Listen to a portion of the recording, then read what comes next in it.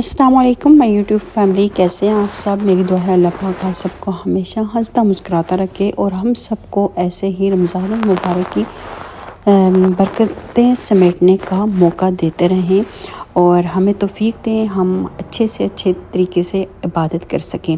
और यहाँ पे जी सहरी का टाइम अभी नहीं हुआ। मैं जब सहरी के कोई सालन कुछ भी बनाना होता है या आटा गूंदना होता है तो मैं रात के टाइम ही करती हूँ। दिन को खैर मैं सालन सहरी के लिए नहीं बनाती। तो मैंने आज सोचा चलो चने और थोड़ा सा मेरे पास जो था वो बॉइल्ड लोबिया था वो मैंने डाल दिया, वो मैंने बना दिया है और साथ में चाय रख दी है।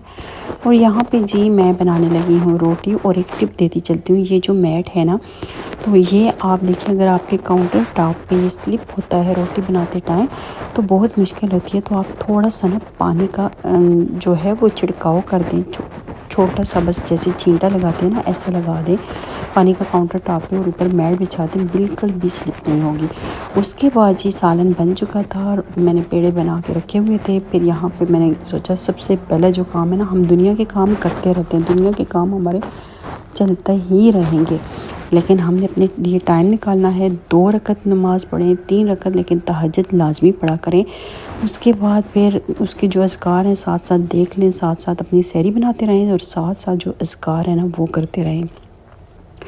और यहाँ पे जी फिर उसके बाद मैं चाय बनाने लगी हूँ। चाय बनाने के बाद यहाँ पे देखें मैंने पेड़े पहले ही रात को बना के रख दिए थे।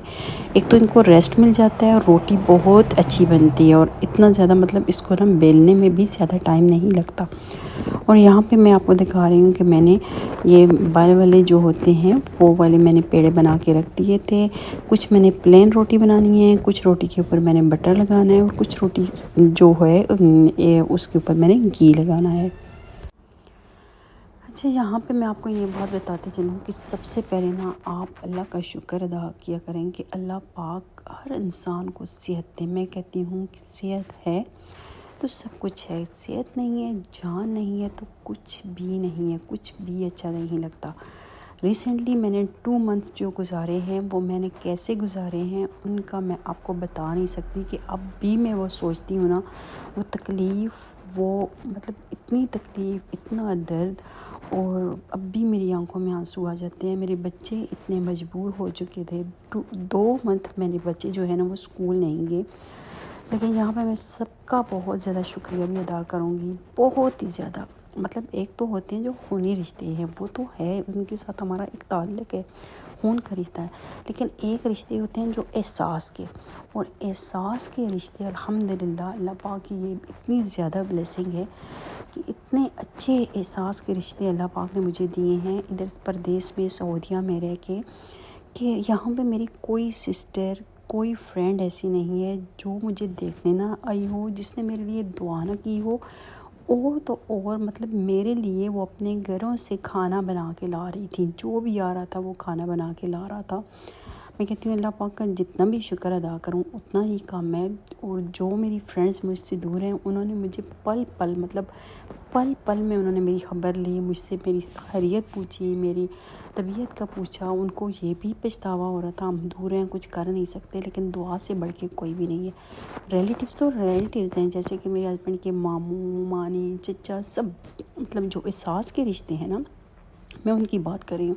एक तो आपका रिश्ता होता है खून का रिश्ता, एक होता है एहसास का। लेकिन जो एहसास के रिश्तों से मुझे खुशी हुई है और मेरा इतना ज़्यादा दिल खुश है कि मैं क्या बताऊँ। कि अल्लाह पाक सबको खुश रखे, अल्लाह पाक सबको खुशियाँ दे, सलामती दे। तो यहाँ पे जी फिर सहरी बन चुकी है और मैंने कहा साथ साथ आपको ना मैं अपनी हेल्थ की भी अपडेट देती चलूँ, क्योंकि काफ़ी टाइम के बाद हुआ है और व्लॉग अपलोड हो रहा है, इसलिए डिटेल से तो मैंने कहा चलें आप लोगों के साथ शेयर कर देती हूँ।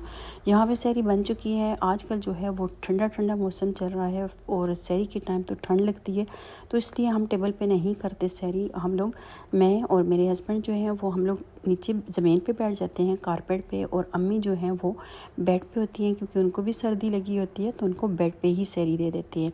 और यहाँ पे सहरी का टाइम हो चुका है, हम लोग सहरी करेंगे। सहरी करने के बाद फिर मैं उसके बाद जो है ना उसके बाद जो नमाज है फजर की वो पढ़ के थोड़ा ही बहुत तिलावत, में दिन के टाइम ही तिलावत करती हूँ, फजर के टाइम मुझसे नहीं हो सकती क्योंकि पूरी रात जागने की वजह से।